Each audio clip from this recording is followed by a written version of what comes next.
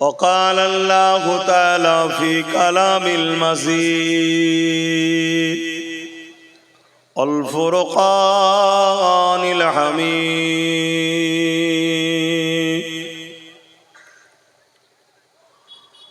لقد كان لكم في رسول الله أسوة حسنة আমার আব্বা জানেরা, আমার নওজোয়ান তরুণেরা, যুবকেরা, ছোট ছোট বাচ্চারা, উলামা হযরত, হাফিজে কোরআন, নামাজি, মুত্তাকি, পরহেজগার ইমাম সাহেবগণেরা, সম্মানীয় পর্দানিশিনা আমাদেরই সকলের আম্মা জান বোনেরা, তামাম পৃথিবী জুড়ে আবার আইয়ামে জাহিলিয়াতের খসলত যেন মাথাচাড়া দিচ্ছে। আবার পৃথিবীতে অশান্তি, অসভ্যতা, দাঙ্গা, ফাসাদ, বেইনসাফি, জুলুম, এই সমাজ যেন নেশাগ্রস্ত হয়ে ধ্বংসের দিকে যাচ্ছে। এ সমাজের মায়ের জাত নারীগুলো যেন ইজ্জত বাঁচাবার রাস্তা খুঁজে পাচ্ছে না। এ সমাজ যেন আবার লুট, আবার শোষণ, আবার স্বৈরাচারীদের ক্ষমতায় এ সমাজ যেন আবার ঝলসে যাচ্ছে।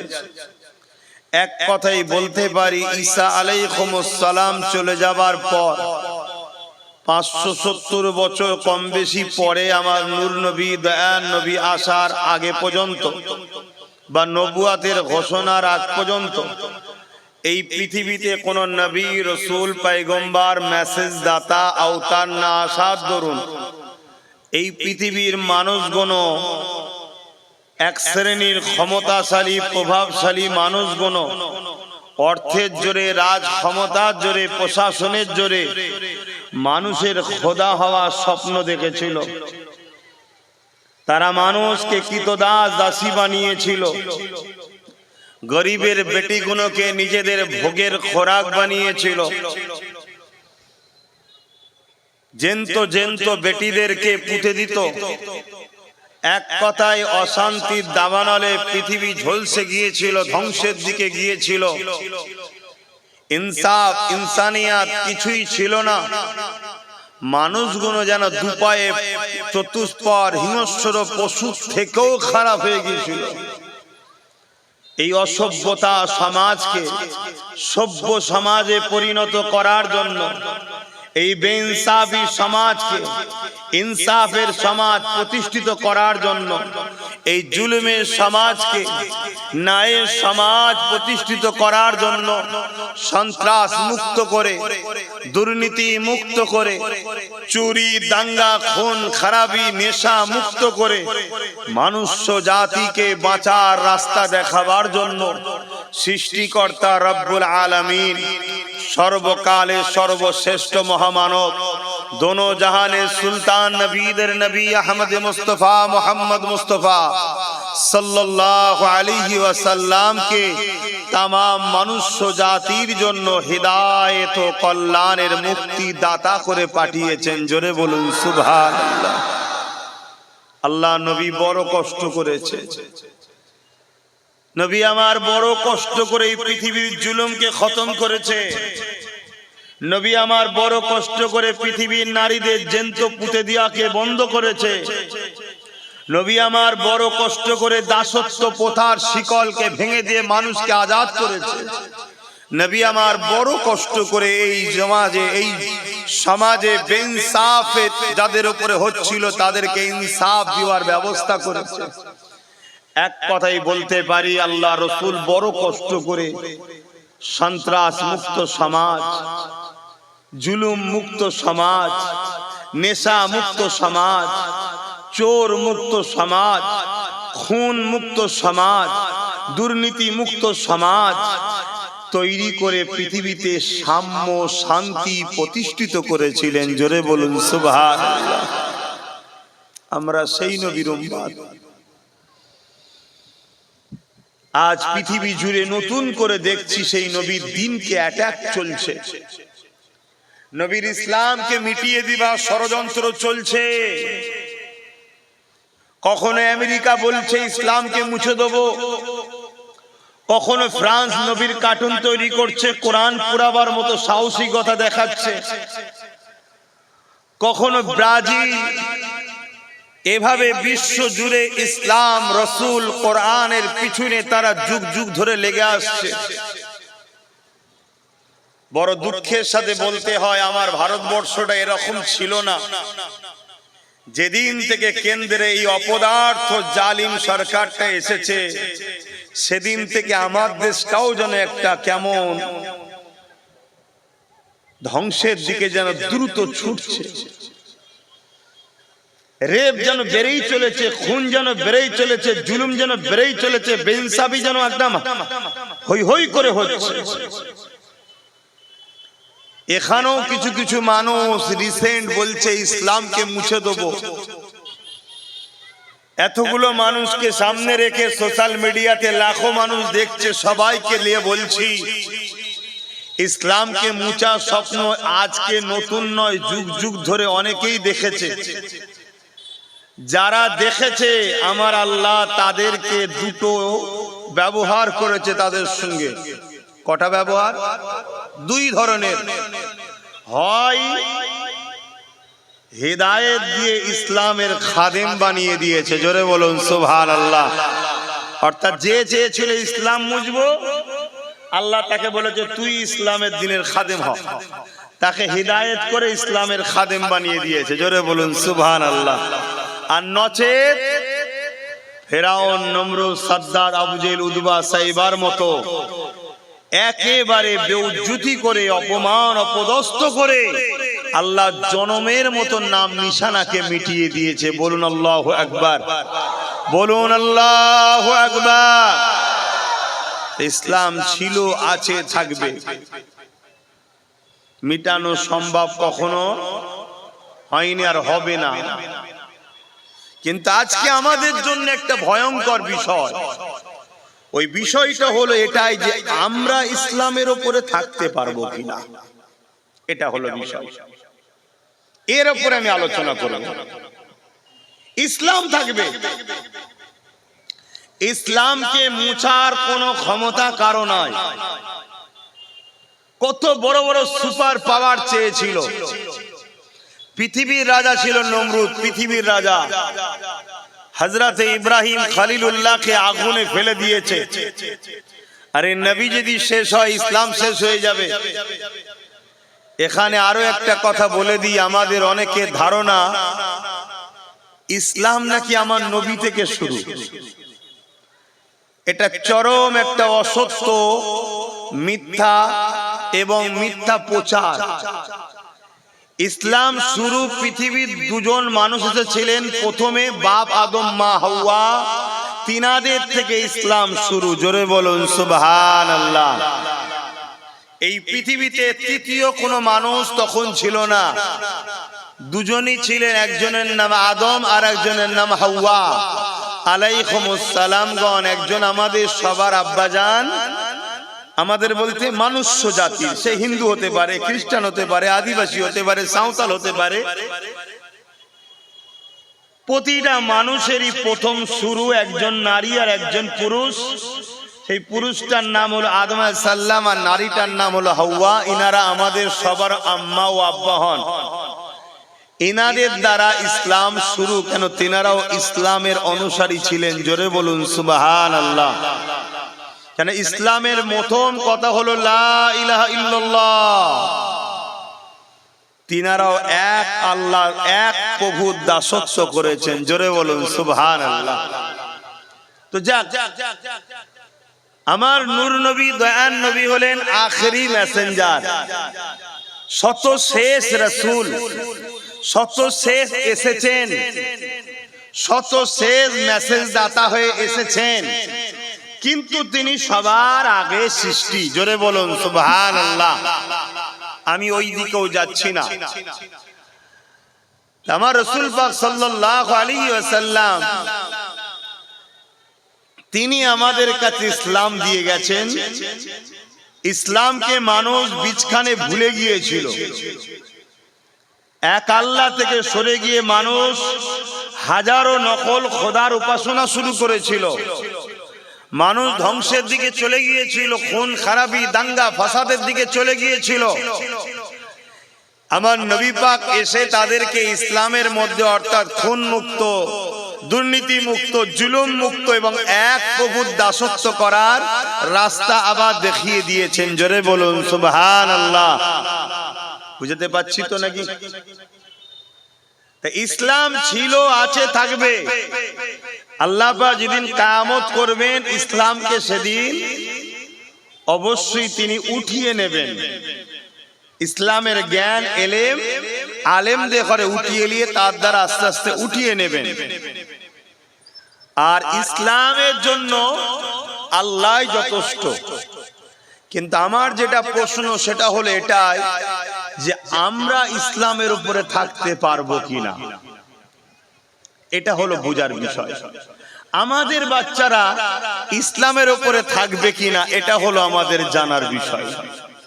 আপনাদের কারো ধারণা হতে পারে আমি যদি ইসলামের উপরে না থাকি তাহলে ইসলাম টিকবে কি করে, আমার বাচ্চা যদি ইসলাম না মানে তাহলে ইসলাম থাকবে কি করে।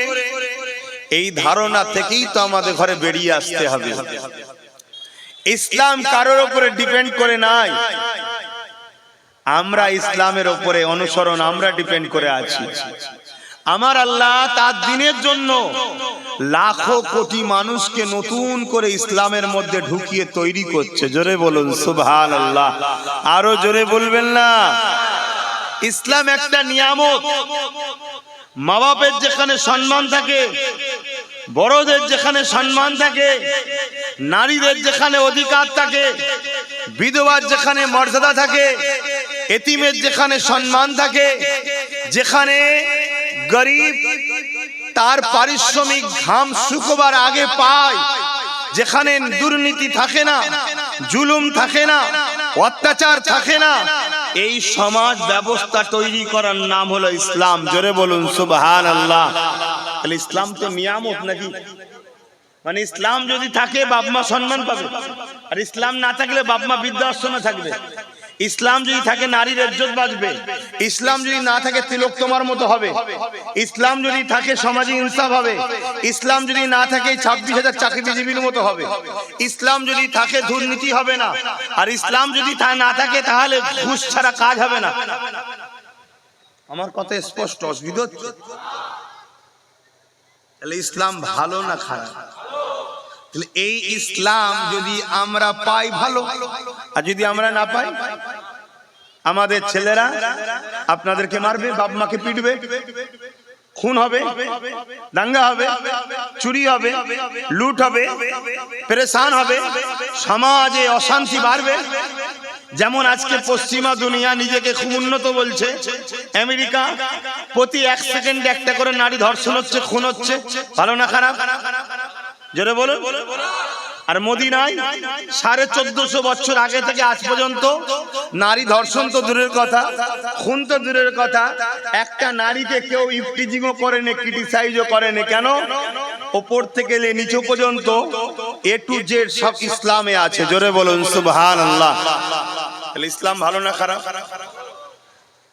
দুঃখের বিষয় আজ ইসলামের পিছনে লেগেছে একদল মানুষ। কেন লেগেছে এটা একটু জানা দরকার আছে, তারপরে আমাদের কি হবে এটা একটু বলবো।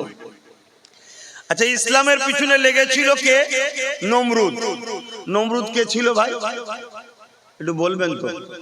একটা অত্যাচারী, স্বৈরাচারী, সন্ত্রাস, জালিম, চরিত্রহীন, খুনি, দাঙ্গাবাজ, প্রজাদের শোষণকারী শাসক, তাই তো নাকি? নমরুদের লকআপ গুলো ঠিক দিয়েছি তো? একটু বলবেন। এখন লকআপ না দিলে নাকি লোক খুশি নয়। যেমন আলেম, মুফতি, মৌলানা, হযরত, অমুক সাহেব বললে খুশি হয়। শুধু যদি বলা হয় এখন আপনাদের কাছে অমুক কাজ করবে, সে ক্ষিপ্ত হয়ে যাবে। একটু ভালতারে বলতে জানো না তো সবাই লকআপ নিতে চায়। তা নমরুদের লকআপ কি? পৃথিবীর বড় আতঙ্ক, সন্ত্রাস, জালিম, স্বৈরাচারী, অত্যাচারী, খুনি, চরিত্রহীন, রিপিস, মানবতা বিরোধী অসভ্য একটা মানবরূপী পশু পৃথিবীর শাসক ছিল। জানেন তো নাকি? সে কি করেছিল? ইব্রাহিম নবী যে ইসলামের প্রচার করছিল সেটাকে মিটাতে চেয়েছিল। তাহলে ইসলামের বিরোধী কে করে ভাই, বুঝতে পারছেন? একটু সারা দেন না। নমরুদ। আর কে বিরোধী করেছে? ফেরাউন। ফেরাউন কে? তার একটা গ্যাং ছিল, ছোটবেলায় এ পাড়ায় চুরি, ও পাড়ায় চুরি, এখানে মস্তানি, ওখানে মস্তানি, খুন খারাপি, লুট মাট। আস্তে আস্তে বড় হলো। কে ওর ভেতরে তাবু বিচোচ্ছে? ওর ভেতরে তাবুটা কে বিচোচ্ছে? দেখেছো, আমি এখান থেকে বলছি, একটা কেউ শুনছে? ওদেরকে তুলে বাইরে বার করবে। আর যদি ভালোবাসে সামনে আয়।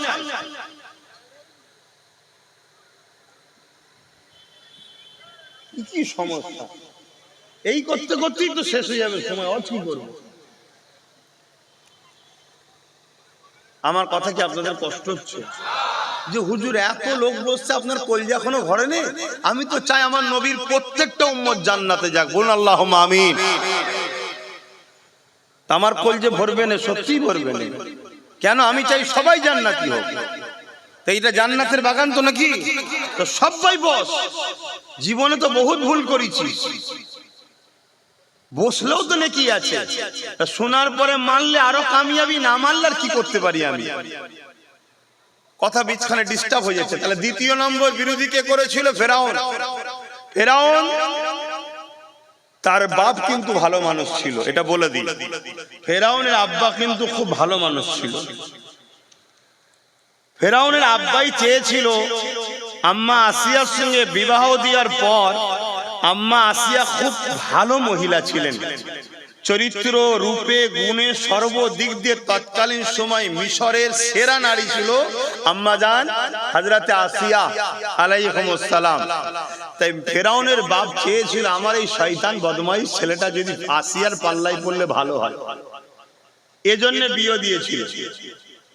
আর আল্লাহ কারে বিয়ের পরে শয়তান ফেরাউন ভালো হয়ে গেছিল।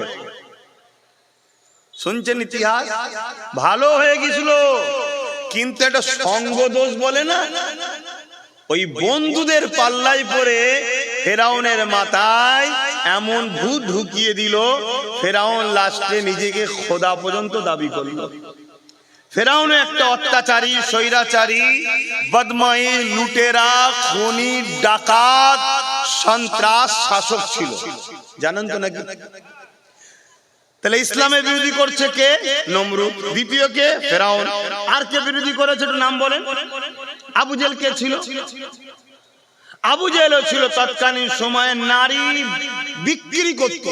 শুনছেন তো নাকি? মক্কায় ও কাজের মেলা হতো, ওই মেলাতে গরিবের ঘরে ছেলে মেয়েদেরকে বিক্রি করত। উলঙ্গ নারীর নাচ হতো, বাচ্চা বাচ্চা ছেলেদের ঘরে নকল খোদাকে খুশি করার জন্য বলি পর্যন্ত দিত। এই সবের সর্দার ছিল কে? আবু জেহেল। দেখুন, সে ইসলামের বিরুদ্ধে ছিল। আর কে ইসলামের বিরুদ্ধে ছিল? এরা সব এক গ্রুপ। আর একটা শয়তান ইন্টারন্যাশনাল এজিদ, নাম শুনেছেন তো নাকি? ও ওই ক্যাটাগরি ছিল। আমার ভারতবর্ষে আকবর বলে একটা রাজা এসেছিল, নাম শুনেছেন? ও বদমাইশ, ইসলামের বিরুদ্ধে ছিল। ওরও চরিত্র খারাপ ছিল, বদমাইশ ছিল, জালিম ছিল, খুনি ছিল, স্বৈরাচারী ছিল। তাহলে ইসলামের যারাই বিরোধী করছে, একটা ভালো লোক দেখান। শুনছেন তো নাকি? একটা লোক দেখান যে এই লোকটা ভালো, ইসলামের বিরোধী করেছে। মানার কথা বলছি না, অনেকে মানতে পারে না, সেটা তার কপালে ছিল না বা হিদায়াত আল্লাহ দেয়নি, কিন্তু ভালো লোক বিরোধী ইসলামের, জোরে বলুন, করেনি। ইন্টারন্যাশনাল বিশ্ববিখ্যাত খ্রিস্টানদের শিক্ষিতরা, অন্যান্য ধর্মের বিশ্ববিখ্যাত পণ্ডিতরা, তারা ইসলামকে মানে না, কিন্তু বিরোধী করে না। বিরোধী যে কটা করেছে, সব কটা দুই শ্রেণীর মানুষের মধ্যে পড়ে। নাম্বার 1 অত্যাচারী জালিম শাসক। নাম্বার 2 ধর্মের নামে ভণ্ড বাবা, ভণ্ড ধর্মগুরু। কথা শুনছেন তো নাকি? এই দুই শ্রেণী যুগে যুগে ইসলামের বিরোধী করেছে। আজকেও যারা বিরোধী করছে কারা দেখুন? ওই আমেরিকা। ওই ফ্রান্স, ওই জাপান, ওই ব্রাজিল, দেখুন খারাপ নিলে হবে না। কন্যা সন্তান গর্ভে, বিয়ে হয়নি কন্যা সন্তান, হ্যাঁ তোর সন্তান কিসের? নিজের বাবার সন্তান কন্যার পেটে। তারা এখন ইসলামের পিছনে লেগেছে, ইসলামকে মুছে দেবো। তাহলে মুছার কারণটা কি? এদের জুলুমকে যুগে যুগে ইসলাম মিটিয়েছে। জোরে বলুন সুবহানাল্লাহ। এরা বারবার ভয় খায়, ইসলাম যদি থাকে আমাদের জুলুম চলবে না, ইসলাম যদি থাকে আমাদের অত্যাচার চলবে না, ইসলাম যদি থাকে নারীদের শোষণ বন্ধ হয়ে যাবে, ইসলাম যদি থাকে সমাজকে নেশার নামে নেশাগ্রস্ত করিয়ে কোটি কোটি টাকা যে ইনকাম করছে নেশাগ্রস্ত ব্যবসায়ীরা, এই ব্যবসা বন্ধ হয়ে যাবে। ইসলাম যদি থাকে মা বাপ বৃদ্ধাশ্রমে থাকবে না, বৃদ্ধাশ্রম বন্ধ করে দিয়ে সন্তানকে মা বাপের সেবা করতে হবে। ইসলাম যদি তাকে নারীর অধিকার থাকবে, ইসলাম যদি তাকে নারীকে উপরে জুলুম চলবে না। এক কথা, ইসলাম যদি তাকে কোন শাসক জুলুম অত্যাচার করতে পারবে না।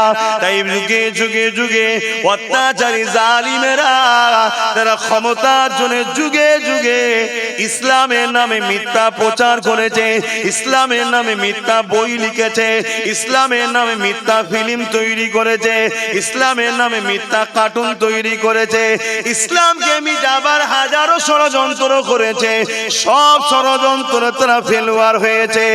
এরপরও আজকে তারিখে জানায় পৃথিবীতে সব থেকে বেশি যে ধর্মের দিকে মানুষ এখনো দ্রুত ঢুকছে, ওই ধর্মটার নাম হলো ইসলাম। আরো জোরে বলুন সুবহান। গল্প বলে দিলাম নাকি? ইউরোপ দুনিয়া, যার মধ্যে আমেরিকাও আছে, যে আমেরিকা বলেছে ইসলামকে মুছে দেবো, যে আমেরিকার ডব্লিউ বুশ বলেছিল ইসলাম মুছে দেবো, আল্লাহ তার ঘরেতেই তার কন্যাকে ইসলাম দিয়েছে এবং হাফেজা বানিয়েছে। জোরে বলুন সুবহানাল্লাহ। সেই ইউরোপ দুনিয়া বলছে আগামী 2040 বা 45-এর মধ্যে, এখন কত চলছে 2040 বা 45-এর মধ্যে, তাদের মিডিয়া ভাই, আমার নয়, তাদের কলম, তাদের কালি, তাদের সব লোক, তারা বলছে 2040 বা 45-এর মধ্যে ইউরোপ দুনিয়া সংখ্যা গুরু হবে ইসলাম। জোরে বলুন সুবহানাল্লাহ, জোরে বলুন। কারণ কি? তারা যত ইসলামের পিছনে লেগেছে, তাদের ঘরের যুবক যুবতীরা ভাবছে আরে ইসলামটা কি, মুহাম্মদ সাল্লাল্লাহু আলাইহি ওয়াসাল্লামটা কে? দিন রাত ধরে তাকে গাল দিচ্ছে, তার পিছনে লেগেছে, কে রা? চল খোঁজ করতো, গুগলে সার্চ করছে মুহাম্মদ সাল্লাল্লাহু আলাইহি ওয়াসাল্লাম কে, গুগল বলছে পৃথিবীর শ্রেষ্ঠ মানুষ। জোরে বলুন সুবহানাল্লাহ। ইসলাম কি? গুগল তাকে ইসলাম দিচ্ছে, নবীর জীবনী দিচ্ছে, কোরআন দিচ্ছে। তারা এডুকেটেড, শিক্ষিত ছেলে মেয়ে, তারা রিসার্চ করছে, পড়তে পড়তে পড়তে পড়তে দেখছে রে এ তো ঈসা নবী যা বলেছিল, মুসা নবী যা বলেছিল, নবীরা যা বলেছিল, আসমানি কিতাব তওরাত ইনজিলে যা বলেছে, মুহাম্মদ সাল্লাল্লাহু আলাইহি ওয়াসাল্লাম তো সেই দিনের কথাই বলছে। এবং ঈসা, মুসা, তওরাত ও ইনজিল বলছে আখেরি একজন মেসেঞ্জার আসবে, প্রফেট মুহাম্মদ সাল্লাল্লাহু আলাইহি ওয়াসাল্লাম, যিনি সমস্ত নবীদের নবী হবে। আরে ইনি তো সেই মুহাম্মদ সাল্লাল্লাহু আলাইহি ওয়াসাল্লাম। এই সত্যকে দেখে তাদের ঘরের যুবক যুবতীরা সব কলমা পড়ছে। জোরে বলুন সুবহানাল্লাহ, আরো জোরে বলুন সুবহানাল্লাহ। ব্যথা না উঠলে সন্তান হয় না, ঠিক না বে ঠিক গো? ইসলামের পিছনে যেখানে যত লেগেছে, সেখানে মানুষ ইসলামের উপরে অ্যাট্রাকশনও তত বেশি হয়েছে। নতুন করে আমরা যা দেখছি চতুর্দিকে, আমাদের এখানেও ব্যথা বাড়ছে না কমছে? এ ব্যথা বাড়া ভালো খারাপ নয়, এ ব্যথা বাড়া ভালো খারাপ নয়। একটা মসজিদ শহীদ হবে, যে শহীদ করেছিল প্রথম, তাকে আল্লাহ হিদায়াত করে মুসলমান করিয়ে তার দ্বারা 100 মসজিদ করিয়ে নিয়েছে। জোরে বলুন সুবহানাল্লাহ। ব্যথা না হলে ছেলে হয়? তাই ইসলামের উপরে ব্যথা যখনই বেড়েছে, জুলুম অত্যাচার যখনই বেড়েছে, তখনই শিক্ষিত সমাজ, আমি মূর্খ সমাজের কথা বলবো না, শিক্ষিত সমাজ তারা রিসার্চ করেছে, তারা দেখেছে কেন ইসলামকে নিয়ে এত কথা হচ্ছে, তখনই তারা সত্যটা পেয়ে দলে দলে ইসলামের ছায়াতলে চলে এসেছে। জোরে বলুন সুবহানাল্লাহ। আমি প্রথমেই বলেছিলাম ইসলামের বিরুদ্ধে যারা লেগেছে আল্লাহ বা তাদের সঙ্গে দুই ধরনের ফয়সালা করেছে। হয় তাদেরকে মিটিয়ে দিয়েছে, যেমন আবু জেহেলকে মিটিয়েছে, উতবাকে মিটিয়েছে, সাইবাকে মিটিয়েছে। কিন্তু মনে রাখবেন ইসলামের পিছনে আরো একজন লেগেছিলেন, যিনাকে আজ আমাকে সম্মান দিয়ে ডাকতে হবে। তিনি অন্য কেউ না, ইসলামেরই দ্বিতীয় খলিফা হযরত ওমর ফারুক রাদিয়াল্লাহু তাআলা। তিনিও চেয়েছিলেন আমার রাসূলুল্লাহকে দুনিয়ায় রাখবেন না, কিন্তু আমার আল্লাহ তিনাকে এত পরিবর্তন করে দিলেন, তিনার যে ইসলামে অবদান, এই অবদানের কোনো তুলনা দেয়া যায় না। তাহলে আল্লাহ ইসলামের জন্য যথেষ্ট না যথেষ্ট নয়? জোরে বলুন। কিন্তু আমরা ইসলাম পাবো কিনা আর আমাদের বাচ্চাগুলো ইসলাম পাবে কিনা একটা প্রশ্ন চিহ্ন দাঁড়াচ্ছে। ইসলামের জন্য লোক করে নেবে, ওই তো দেখছেন না ইউরোপ দুনিয়া 2024-এ কি হবে শুনছেন, 40-এ কি হবে তারা বলছে, শুনছেন তো?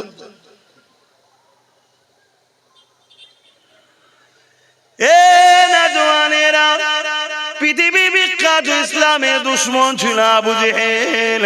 এই আবু জেহেল চেয়েছিল ইসলামকে মুছে দেবে, আমার রাসূলুল্লাহকে শহীদ করে দেবে।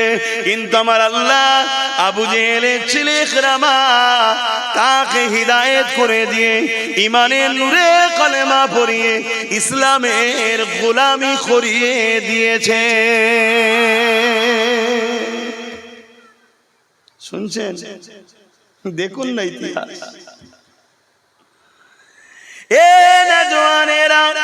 কিন্তু আজকে আমাদের জন্য একটা ভয়ঙ্কর পরিস্থিতি হয়ে দাঁড়িয়েছে।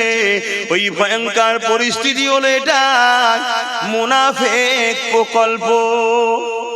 কি প্রকল্প? এটা আমাদের জন্য বড় ভয়ঙ্কর। ইসলাম ছিল, আছে, থাকবে, আল্লাহ নবী জানিয়ে দিয়েছে। আমার বড় ভয় হয় আমার উম্মতদিওকে প্রকাশ্য দুশমন, প্রকাশ্য ইসলাম বিরোধীরা মিটাতে পারবে না। আমার বড় ভয় হয় আমার দ্বীন ও ইসলাম থেকে আমার উম্মতিদেরকে ক্ষতি করে দেবে, সরিয়ে দেবে একদল মুনাফিক মুসলমানেরা। তাই নবী আমার জানিয়ে দিলে আমার উম্মত দাবিদারদের মধ্যে থেকে ৭৩ দলে বিভক্ত হয়ে যাবে। ৭২ দল নকল হবে, একটি দল হবে অরিজিনাল। ৭২ দলেই দাঁড়িয়ে থাকবে, নামাজ থাকবে, রোজা থাকবে, হজ থাকবে, কোরআন তেলাওয়াত থাকবে, ইলম থাকবে, আলেম থাকবে। এরপরও ৭২টা দল তৈরি হবে ইসলাম থেকে আমাদের ঘরে সরিয়ে দিবার জন্য, আমাদের কাছ থেকে অরিজিনাল ইসলামকে কেড়ে নিবার জন্য, আমাদের অন্তর থেকে ঈমানকে চুরি করে নিবার জন্য। কেননা যারা ইসলামকে মিটাতে চেয়েছে যুগে যুগে তারাই মিটে গেছে। তারা রিসার্চ করে দেখেছে ক্ষমতা আমাদের হাতে ছিল, কিন্তু ওদের সংখ্যা কম ছিল। ক্ষমতা তো আমাদের বেশি ছিল, ওদের হাতে তো অস্ত্র ছিল না, আর আমাদের হাতে অস্ত্র ছিল। এরপরও মুসলমানদের কাছে যুগে যুগে আমরা কেন হেরেছি, তারা রিসার্চ করে দেখতে লেগেছে মুসলমানদের হৃদয়ের মধ্যে ওই সবুজ গম্বুজলার প্রেম ভালোবাসা, যেটা এমন ঈমানের পাওয়ার, এই পাওয়ারের কাছে পৃথিবীর কোন ক্ষমতা কখনো টিকে থাকতে পারে না।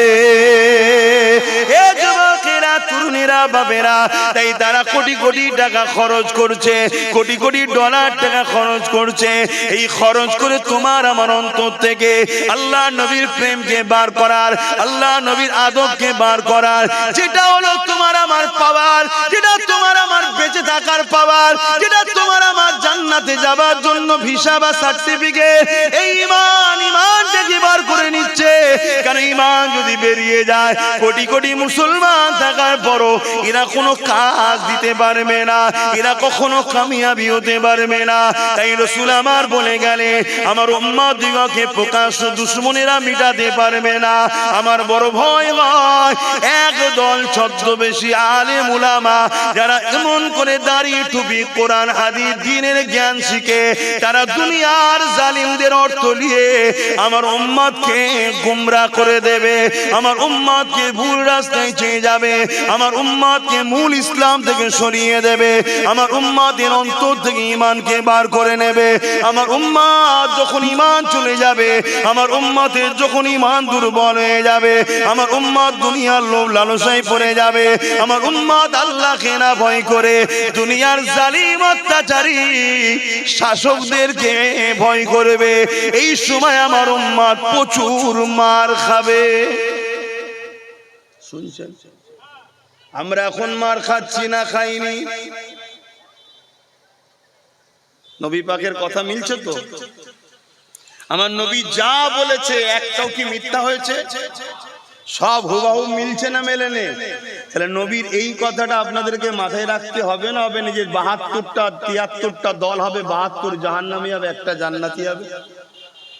নবী বললেন ৭৩টা দল হবে, ৭২ দলেই কোরআন থাকবে, হাদিস থাকবে, নামাজ থাকবে, রোজা থাকবে, দিন থাকবে, সব থাকবে, ইলম অর্জন করবে, সত্যিকারেরই আলেম হবে, কিতাবী আলেমই হবে। অস্বীকার করছি না, কারণ নবী বলেছে ইলম থাকবে। কিন্তু দুনিয়ার তাগুতি শক্তি অত্যাচারী জালিমদের অর্থ নিয়ে তারা নামাজ দেখিয়ে, দাড়ি দেখিয়ে, টুপি দেখিয়ে, মসজিদ দেখিয়ে, মাদ্রাসা দেখিয়ে, কোরআন দেখিয়ে, হাদিস দেখিয়ে আমার উম্মতের ঈমানকে লুটবে, আমার উম্মতকে দুর্বল করে দেবে, আমার উম্মতকে ধ্বংসের দিকে ঠেলে দেবে। নবীর এই কথাটা মাথায় রাখা দরকার আছে না? আর এটা সমাজে ঘটছে না, ঘটে না? বাবেরা, নওজোয়ান তরুণেরা, আজ আমি রাসূলুল্লাহকে ইয়া রাসূলুল্লাহ বলে ডাকবো। এই জায়গায় হাজারো ফতোয়া শুরু হয়ে যায়, এদিকে নবীর দ্বীনকে মিটিয়ে দেওয়া ষড়যন্ত্র হচ্ছে, সেই জায়গাতে কোনো তাদের মুখে কথা নাই। আজ দুনিয়ার জমিনে আমাদেরকে চিনতে হবে, এ যুবকেরা, তরুণেরা, বাপেরা, আজ যদি আমরা বাঁচতে চাই, আজ যদি আমরা ঈমান নিয়ে মরতে চাই, আজ যদি দুনিয়ায় আমাদের বাচ্চাগুলোকে দ্বীন দিয়ে যেতে চায়, আর যদি আমাদের বাচ্চারা মাথা তুলে ইজ্জতের রুটি খাক এটা যদি চায়, তাহলে মনে রাখবেন আমার রাসূলুল্লাহকে একমাত্র লিডার বলে মানতে হবে। কেন কোরআনে আল্লাহ জানিয়ে দিয়েছে, লাকাদ কানা লাকুম ফি রাসূলিল্লাহি উসওয়াতুন হাসানা। এ দুনিয়ার মানুষেরা, আমি আল্লাহ তোমাদের জন্য আমার রাসূলকে মডেল করে পাঠিয়েছি। ধর্মনীতি করবে আমার নবীকে দেখো, নামাজ পড়বে আমার নবীকে দেখো, রোজা রাখবে আমার নবীকে দেখো, হজ করবে আমার নবীকে দেখো, দান করবে আমার নবীকে দেখো, যাকাত দেবে আমার নবীকে দেখো, কন্যার বিয়ে দেবে আমার নবীকে দেখো। এ দুনিয়ার মানুষেরা, তোমাদের ধর্মনীতি আমার রাসূল হবে মডেল, অন্য কেউ নয়। আব্বাস সিদ্দিকও মডেল নয়, কোন পীর পীরজাদা মুফতি মাওলানা কেউ মডেল নয়। মডেল একটাই মাত্র, মুহাম্মদ রাসূলুল্লাহ। মুহাম্মদ নবী যেভাবে ধর্ম করেছে ওইভাবে ধর্ম করতে হবে। তোমাদের সমাজনীতি কেমন হবে, সমাজের মানুষের সঙ্গে কিভাবে বসবে, অর্থনীতি কিভাবে হবে, ব্যবসা কারবার কিভাবে করবে, সবটা আমার রাসূলুল্লাহকে দেখো। হাতটাকে মন দিয়ে শোনো, উম্মাত উম্মাত উম্মাত শোনো। আমি পেটের জন্য হজ করতে আসিনি, তোমরা আমার দাদা পীরের রুহানি বাচ্চা, তোমাদের দুনিয়া আখিরাতের কল্যাণের জন্য বোঝাতে এসেছি, জাতিকে জাগাতে এসেছি, জাতিকে সজাগ করতে এসেছি। এ দুনিয়ার মানুষেরা, উসওয়াতুন হাসানা, নবী আমার মডেল। কোরআনে আরেক জায়গায় বলতে লেগেছে, মাতাকুমুর রাসূল ফাখুযুহু ওয়া মা নাহাকুম আনহু ফান্তাহু। আমার নবী যা দিচ্ছে নিয়ে নাও, যা ছাড়তে বলেছে ছেড়ে দাও, যা দিচ্ছে সবটা নাও, আর যা ছাড়তে বলেছে সবটা ছাড়ো। এটাই তোমাদের জন্য কল্যাণ হবে। আমরা তো আজকে ধর্মটাকে মসজিদ মাদ্রাসার মধ্যে রেখে দিয়েছি, বাকি জায়গাতে আমার রাসূলুল্লাহ আমাদের মধ্যে নাই। এই ধর্মনীতি, সমাজনীতি, অর্থনীতি, এডুকেশন নীতি, পরিবার নীতি, রাজনীতি, রাষ্ট্রনীতি, সব জায়গাতে আমাদের লিডার ও মডেল একমাত্র হবে মুহাম্মাদুর রাসূলুল্লাহ। আরো জোরে বলুন সুবহান। তবেই তো কামিয়াবি হব আমরা। আমার কথা মাইকে সবাই বুঝতে পারছেন? তাহলে আল্লাহ আমাদের জন্য মডেল করেছে রসুলকে, আমরা সেই রসুল ভোলা হয়ে যাচ্ছি। তাই তো আজ আমরা ধ্বংসের দিকে বাপ। খুব মন দিয়ে শোনেন, কোন ইমাম আমাদের মডেল নয়, কোন পীর পীরজাদা মুফতি মাওলানা আমাদের মডেল নয়। আমরা ইমামকে সম্মান করি, পীর পীরজাদা আলেম মুফতিকে সম্মান করি, ততক্ষণ পর্যন্ত করব যতক্ষণ ওই ইমাম মুফতি মাওলানা পীর পীরজাদা আমাদেরকে রসুল চিনাবে, রসুলের সঙ্গে জুড়বে। তাই তো নাকি? যখনই দেখব রসুল থেকে আমাদেরকে সরাচ্ছে, দুনিয়ার তাগুদি শক্তির দলদাস বানাচ্ছে, এই উম্মতের দায়িত্ব হবে সঙ্গে সঙ্গে এই ইমাম আলেম পীর পীরজাদা মুফতি মাওলানা যত বড় শিক্ষিত হোক, তাকে মনে করে লিয়া দরকার আমার পায়ের জুতোর ধুলোর থেকেও কম দামি। শুনছেন না শোনেন না? তবে উম্মত বাঁচবে। আমি আপনাকে ওপেন বলে যাচ্ছি, আলহামদুলিল্লাহ, আম্মা বিনিআমাতি রাব্বিকা ফাহাদ্দিস। গত 10 বছর, 8 বছর, 9 বছর, 7 বছর, 3 বছর, 2 বছর আগে যা যা বলেছি, আলহামদুলিল্লাহ আজকে সেটা বাস্তবে আপনারা দেখতে পাচ্ছেন। আজকেও বলে যাচ্ছি, আল্লাহ আপনাদেরকে শ্রেষ্ঠ উম্মত করেছেন। কুনতুম খায়রা উম্মাহ, তোমরা হলে শ্রেষ্ঠ উম্মত। শ্রেষ্ঠ উম্মত হয়ে যদি শ্রেষ্ঠ জায়গা ছেড়ে নিকৃষ্ট জায়গায় উঠা বসা করো, আল্লাহ তোমার থেকে শ্রেষ্ঠত্ব কেড়ে নেবে না, নেবে না। আমি পীরের ঘরের ছেলে, তাই তো নাকি? দাদা হুজুরের আওলাদ, তো মর্যাদা আছে না নাই? তো এই মর্যাদাটা দিয়েছে কে আমায়? তা আমি যদি আমার মর্যাদাটা ভুলে গিয়ে আমি যদি মদের আড্ডায় বসি, গেঁজার আড্ডায় বসি, সিনেমা হলে বসি, চায়ের দোকানে বসি, এই আমার আর মর্যাদা থাকবে? তোমাদেরকে আল্লাহ আদম নবীর আওলাদ শ্রেষ্ঠ উম্মত করেছে নবী মুহাম্মদ সাল্লাল্লাহু আলাইহি ওয়াসাল্লামের। তোমরা যদি শ্রেষ্ঠত্ব জায়গা ভুলে গিয়ে গাঁজাখোর, মদখোর, মাতালখোর, চোর, ডাকাত, খুনি, সমাজ বিরোধী, লুটেরা, ইসলাম বিদ্বেষীদের সঙ্গে উঠা বসা করো, তাদের পিছনে যদি ঘুরে বেড়াও, আল্লাহ তোমাদের মর্যাদাটা রাখবে না, কেড়ে নেবে। দেখো হচ্ছে না, হয়নি? ভাবো, আমরা তো ধর্মটাকেই ভুল রাস্তায়, ভুল মূল স্রোত থেকেই বেরিয়ে চলে গেছি। আল্লাহ পাক কোরআনের মধ্যে বললেন, কুনতুম খায়রা উম্মাতিন উখরিজাত লিন-নাসি তা'মুরুনা বিল মারুফ ওয়া তানহাউনা আনিল মুনকার। হে উম্মতে মুহাম্মাদি, আমি আল্লাহ তোমাদেরকে শ্রেষ্ঠ উম্মত বানিয়েছি। এই শ্রেষ্ঠ কেন বানালাম? তোমাদের দুটো কাজ দিয়েছি, এই দুটো কাজের জন্যই তোমরা শ্রেষ্ঠ উম্মত। কি দুটো কাজ? যে দুটো কাজ সমস্ত নবীরা করেছে, ওই দুটো কাজ তোমাদেরকেও দিয়েছি। কি দুটো কাজ সমস্ত নবীরা করেছে? সমস্ত নবীরা করেছে অন্যায়কে মিটিয়েছে, ন্যায়কে প্রতিষ্ঠিত করেছে। আমিও তোমাদেরকে দুটো কাজ দিয়েছি। তোমাদেরও কাজ হলো অন্যায়কে মিটানো, ন্যায়কে প্রতিষ্ঠিত করা। এ যুবকেরা, তরুণীরা, বাপেরা, কোন অফিসে যদি আপনি কর্মচারী হন, ওই অফিসের কাজ দেবে, আপনি করবেন না, আপনার চাকরি থাকবে না, আপনি মাইনে পাবেন না।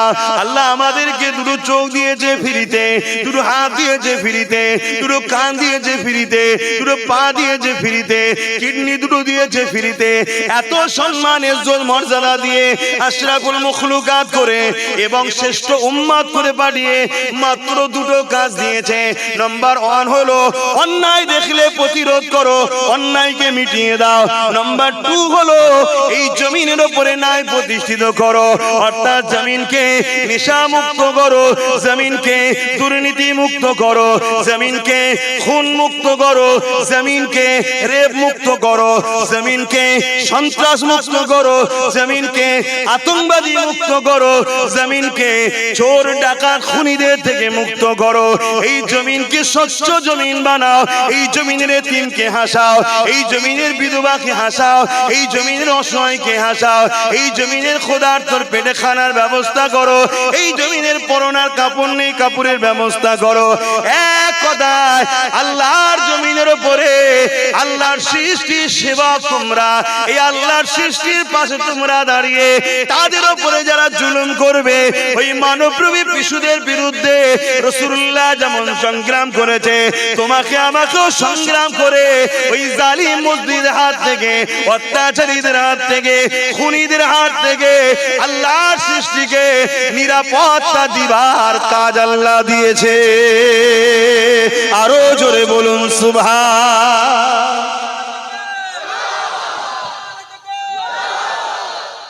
এখন কারো মাথায় ঢুকতে পারে যে নামাজটা কি কাজ নয়, রোজাটা কি কাজ নয়, হজটা কি কাজ নয়?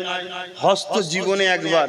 হজটা কি বলুন বলুন বলুন, জীবনে একবার ফরজ, তাও আবার মালদার, গরিব হলে ফরজ নাকি? গরিব মাপ। যাকাত আল্লাহ যা দেবে তা থেকে শতকরা 2.5 টাকা, ধরুন 1 কোটি টাকা দিয়েছে আল্লাহ, তার থেকে 2.5 লাখ টাকা গরিবকে দিতে কি এমন সমস্যা? আল্লাহ তো দিয়েছে, তুমি 2.5 লাখ টাকা দিলে পরের বার আবার 2 কোটি হতে পারে তোমার। শুনছেন তো নাকি? এ তো তোমারই লাভ। এটাও বছরে একবার। কবার? একবার। রোজা বছরে একবার। শুনছেন তো? তাও তো তোমার ভালোর জন্য। মোবাইলে ভাইরাস ঢুকলে কি করো? মোবাইল সবাই চালাও, বলো মোবাইলে ভাইরাস ঢুকলে কি করো? দোকানে নিয়ে যে অ্যান্টিভাইরাস মারো, তাই তো নাকি? একটা সফটওয়্যার আছে, মেরে দিবার পর ভাইরাস পুরো ফ্রি, মোবাইল আবার চালু, তাই তো নাকি? আবার কখনো কখনো কোম্পানি দেয় আপডেটের জন্য, ভাইরাস টাইরাস ক্লিয়ার হয়ে নতুন নতুন সফটওয়্যার আছে, মোবাইল পুরো ফ্রি হয়ে যায়। তো রোজাটা হলো অ্যান্টিভাইরাস। 11 মাস খেয়েছেন, শরীরের মধ্যে অনেক জাম, কোষ, পোকা, নোংরা টুংরা ঢুকেছে, ওই ভাইরাস 1 মাসের ভাইরাস মিটাবার জন্য 1 মাস রোজা অ্যান্টিভাইরাস মারুন, সব কোষ টোষ, ক্যান্সারের যা সেল টেল নোংরা থাকে সব আল্লাহ মেরে দেয়। জোরে বলুন সুবহানাল্লাহ। ও তো বছরে একবার। আর কি কাজ আছে? নামাজ দিনে 5 বার, খুব বেশি বেশি ফজর, জোহর, আসর, মাগরিব গড় ধরছি। ফজরে 4 রাকাত, আসরেও 4 রাকাত। কথা বুঝে আসছে? এই গড় ধরে বলছি 50 থেকে 1 ঘন্টা। 1 ঘন্টা লাগবে, তো ডেলি কাজ 1 ঘন্টা। তাহলে বাকি কি করতে বলেছে আল্লাহ? বেকার। আর এগুলো সব ব্যক্তি জীবনের। নামাজ আমি বলছি আমার উপকার, আপনাদের উপকার নাকি? রোজা আমি রেখেছি আমার উপকার, আপনাদের উপকার। হজ আমি করেছি আমার উপকার, আপনাদের উপকার। যাকাত আমি দিয়েছি আমার টাকা বাড়বে, আপনাদের বাড়বে। এ সব তো ব্যক্তি জীবনের। ইসলাম বলছে ব্যক্তি জীবনের কল্যাণের জন্য নামাজ, রোজা, হজ, যাকাত যেমন প্রয়োজন, এই সমাজকে বাঁচাবার জন্য আল্লাহ তোমাদেরকে খায়রুল উম্মাহ করেছে। এই সমাজে জুলুম বন্ধ করতে হবে, দুর্নীতি বন্ধ করতে হবে, চুরি বন্ধ করতে হবে, অত্যাচার বন্ধ করতে হবে, গরিবকে লুটা বন্ধ করতে হবে, এই সমাজে মদ বন্ধ করতে হবে। আজকে মদের কারণে 100টা যদি খুন হয় 80টা মদের কারণ, 100টা যদি অ্যাক্সিডেন্ট হয় 80টা মদের কারণ, 100টা যদি দুর্নীতি হয় 80টা মদের কারণ। ওই যে তিলোত্তমা বোনের রেপ হয়ে গেল, খুন হয়ে গেল, কি মর্মান্তিক হত্যা, এটা মদের কারণ। আজকে তুমি মুসলমান, নামাজ পড়ছো, দাঁড়িয়ে রাখছো, হজ করছো, সব করছো, আর ইসলাম বলছে মদ মুক্ত, নেশা মুক্ত সমাজ চাই, আর তুমি মাতাল সরকারের সাথ দিচ্ছ। তুমি বলছো আমি মুসলমান, তা আল্লাহ তোমাকে মারার জন্যই তো কেন্দ্রেই জালিমকে বসিয়েছে। কি গো, আমার অজে কি অসুবিধা গেল? টাইট দেবে তো আল্লাহ। খোলো কোরআন শরীফ, দেখো না সূরা বাকারার মধ্যে আল্লাহ বলছে, সূরা বাকারার মধ্যে আল্লাহ বলছে, যখন তোমরা আমাকে আর আমার হাবিবকে ছেড়ে দিয়ে অন্যদের গুণ গাইবে, অন্যদের পিছনে থাকবে, আমি আল্লাহ যাদের পিছনে ঘুরবে তাদেরকেই শক্তিশালী করব, তাদের হাতে তোমাদেরকে মিটাবো। তাই কত সুন্দর সিস্টেম। কেন্দ্র সরকার যখন শক্তিশালী হচ্ছে না, হয় না, সে আইন করলো কি, জোর জবরদস্তি মসজিদ, মাদ্রাসা, কবরস্থান সব লে নেবো। এটাই তো সারাংশ রে বাবা। অত খুলে বলার সময় নেই। আর ঠিক এই সময় দেখুন, যাকে আপন মনে করেছিলাম তিনি কি বললেন, দিল্লি চলে যাও, কেউ যদি আন্দোলন করেছো সব থেকে বড় দুশমন আমি হব। খোদার মার দেখেছো কেমন? কেন খোদা বলেছে তোরা আমাকে আর আমার হাবিবকে ছেড়ে যাদের পিছনে করবি, যাদের অনুসরণ করবি, আমি তাদের হাতে তোদেরকে মিটাবো। দেখছেন না? অতএব বাপ এখনো সময় আছে, আমার ডিউটি, আমি আবার বললাম, আমি তোমাদেরকে বাঁচাবার চেষ্টা করে ওয়াজ করছি, পেটের জন্য ওয়াজ করিনি। পেটের জন্য ওয়াজ করলে আমার দুশমন থাকবে না, শুনছেন তো নাকি? আর এটাও তোমাদেরকে বলে যায়, হাক্কানি আলেম চিনার, আমি নিজেকে অহংকার করছি না, নাউজুবিল্লাহ, হকের পক্ষে আল্লাহ রেখেছে আলহামদুলিল্লাহ। হকবাদী আলেম, হকের পক্ষে আলেম, হাক্কানি আলেম চিনার একটা নমুনা আপনাদের বলে যাচ্ছি। হাক্কানি বা হক দলের পক্ষের আলেমের নমুনা হলো যুগের জালিম শাসক তার বিরুদ্ধে থাকবে। শুনছেন না? শুনুন, যুগের জালিম শাসক তার কি হবে? বিরুদ্ধে থাকবে। আর যুগের যদি জালিম শাসক তার পক্ষে থাকে, জানবেন এ 2 নম্বর। শুনছেন না? শুনেন না? হ্যাঁ, মাইকে মুখ দিয়ে বলছি, কোন মায়ের লাল ঠাকুরকে বসো, এ কওমের সঙ্গে গাদ্দারি করেছে একদল উলামারা, এ কওমকে একদল উলামারা ধ্বংস করে দিয়েছে। তাই তো রাসূল বলল, আখিরি জামানায় মসজিদ ভর্তি নামাজি থাকবে, একটা ইমানদার থাকবে না। তুই নামাজ পড়ে কি করবি যে নামাজে ঈমান নেই? এই শুনছেন না? শুনেন না? 80 বছর নামাজ পড়লেন, মরার পরে দেখছেন জাহান্নামের দরজার প্রথম কাতারে। কি ব্যাপার? এ ফেরেশতা, 80 বছর নামাজ পড়েছি এখানে কেন? ফেরেশতা বলবে, তোর তো ঈমানই নেই, 80 বছর পরে আর কি করবি? যা জাহান্নামে যা। তো নবী বলছেন, আজ মসজিদ ভর্তি লোক থাকবে। শুনছেন তো সবাই নাকি? অসুবিধা হচ্ছে নাকি? কি করি আমি? রোজ বলি, আল্লাহ মহব্বতের 2 কথা বলে চলে এলে হয়নি, আর না হয় অন্য কোনো ধান্দা পানির লাইন করে দাও না, খোদাই সে যশোরে ছেড়ে দিই, ব্যবসা ট্যাবসাটা যদি ভালো থাকে এইসব লাইন ছেড়ে দিই, যা ব্যবসা ট্যাবসা করে খাই। আর এ তো বসে পড়েছি নবীর মেম্বারে, আর আল্লাহ রসুল ছাড়া অন্যের পক্ষে যদি কথা বলতে চায়, কেউ না বুঝুক, কেউ না বুঝুক, কে বুঝছে? আয় শয়তানে দিকায়, এবারে মরণ হয়েছে তোর এই দিকায়, ধরবে না? ধরবে না?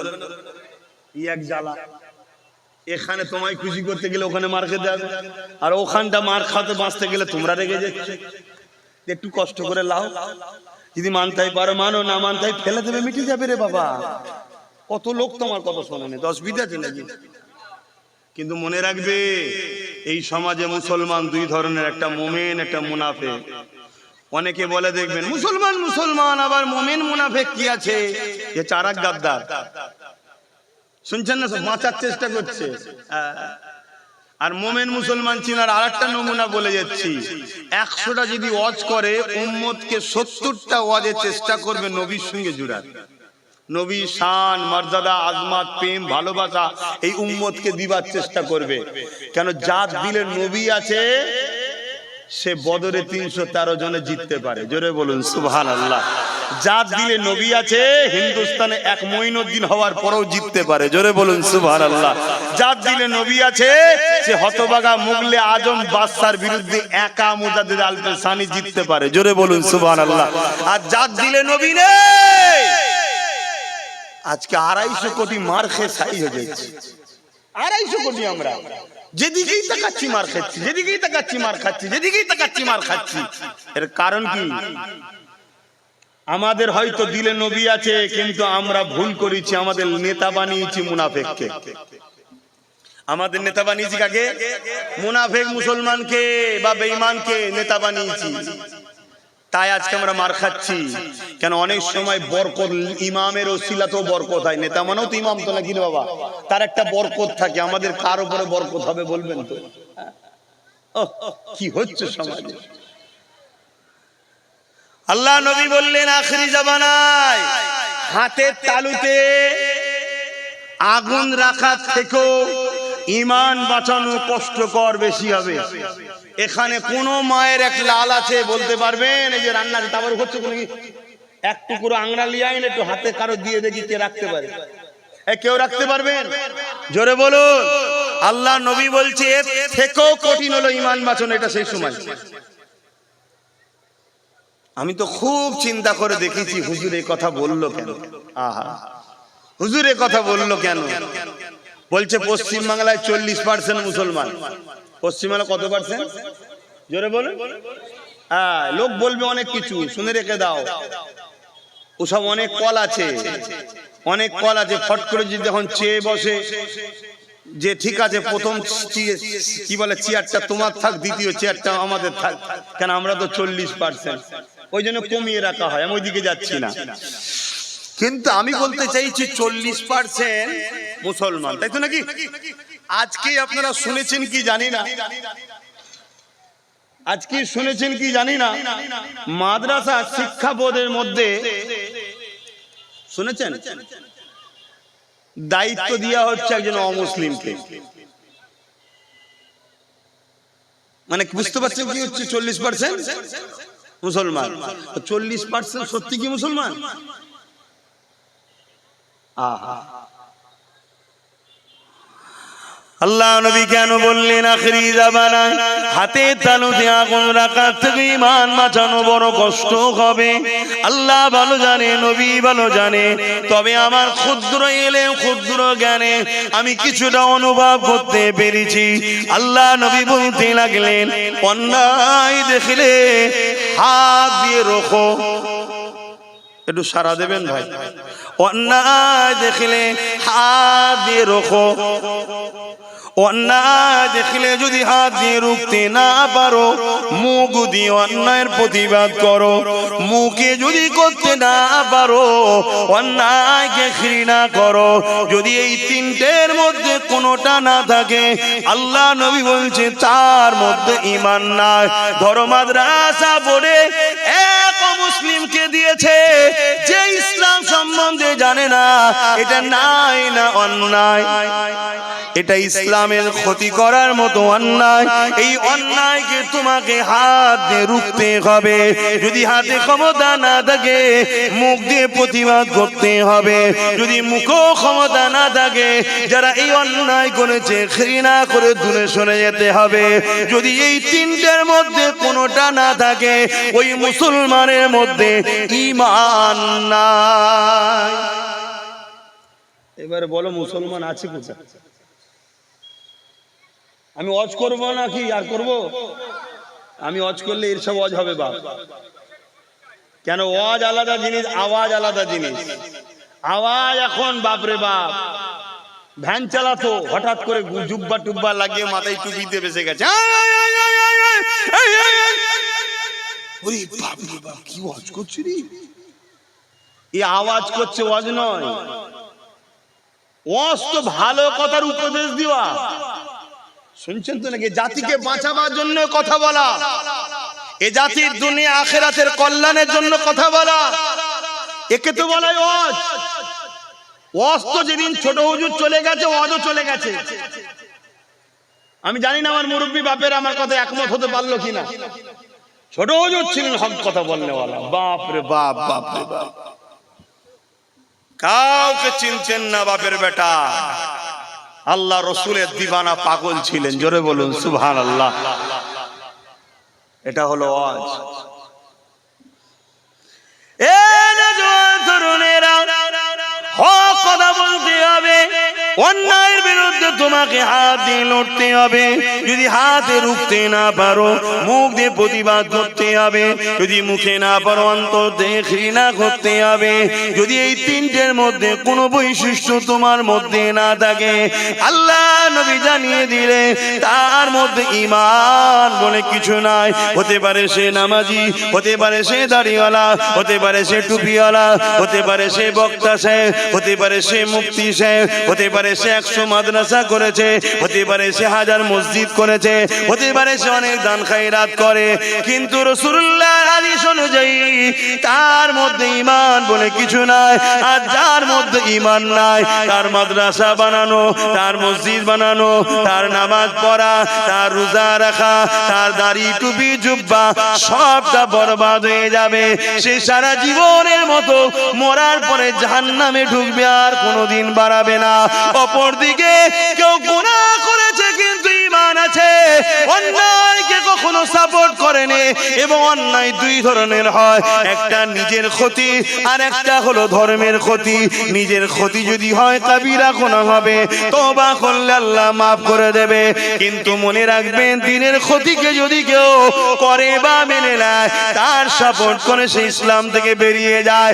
এ যুবকেরা, তরুণেরা, বাপেরা, আজ যেমন কেন্দ্রের সরকার ক্ষমতার জোরে একটা আইন তৈরি করেছে, যে আইনের মূল লক্ষ্য হলো মুসলমানদের মসজিদ, মুসলমানদের কবরস্থান, মুসলমানদের মাদ্রাসা, মুসলমানদের খানকা, ঈদগাহ, কোটি কোটি কোটি টাকা সম্পদ গুলোকে লুটে নিয়ে ধনীদের হাতে বিক্রি করে দেওয়া, মুসলমানদেরকে ভারতে তাদের পেহচান গুলোকে মুছে দেওয়া, মুসলমানদেরকে দেশ থেকে উৎখাত করে দেওয়া, মুসলমানদেরকে মিটিয়ে দেওয়া, শেষ করে দেওয়া। এ যুবকেরা, তরুণেরা, বাপেরা, এই যে অন্যায় করেছে, এই অন্যায় হলো ধর্মের বিরুদ্ধে, ইসলামের বিরুদ্ধে। যদি তুমি ইমানদার হও, তোমার মধ্যে তিনটে বৈশিষ্ট্য থাকবে। কেন্দ্র সরকারের এই কালাকানুনের বিরুদ্ধে তুমি হাত দিয়ে প্রতিরোধ করবে। যদি হাতে ক্ষমতা না থাকে, তাহলে মুখ দিয়ে প্রতিরোধ করবে। যদি মুখে প্রতিরোধ না থাকে, তাদেরকে ঘৃণা করে দূরে সরে যাবে। তবে হ্যাঁ, ঘৃণা করে যারা দূরে সরে যায়, তাদের ইমানটা বড় কোনো দুর্বল, ওই কচুর পাতায় পানি দেওয়া টাইপের।